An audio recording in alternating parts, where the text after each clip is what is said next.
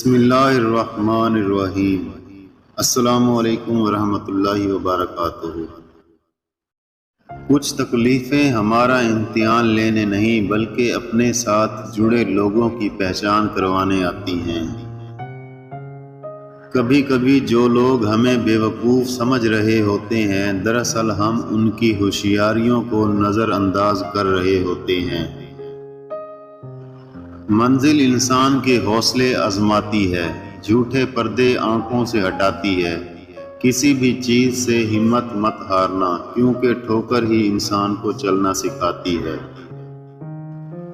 اچھے انسان کی سب سے پہلی اور سب سے آخری نشانی ہے کہ وہ ان لوگوں کی بھی عزت کرتا ہے جن سے کسی قسم کے فائدے یا مفاد کی توقع نہیں ہوتی۔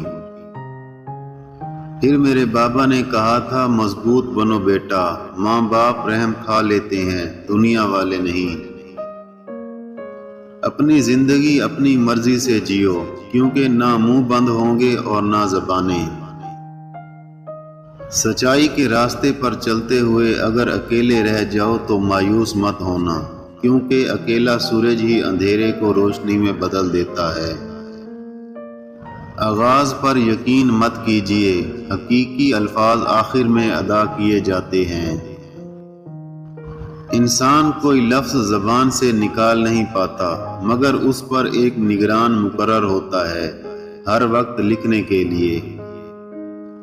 مجھے لوگوں سے کسی چیز کی توقع نہیں ہے، کیونکہ عزت، نام اور شہرت سب اللہ تعالیٰ دیتا ہے۔ وقت سب کو ملتا ہے زندگی بدلنے کے لیے، لیکن زندگی دوبارہ نہیں ملتی وقت بدلنے کے لیے۔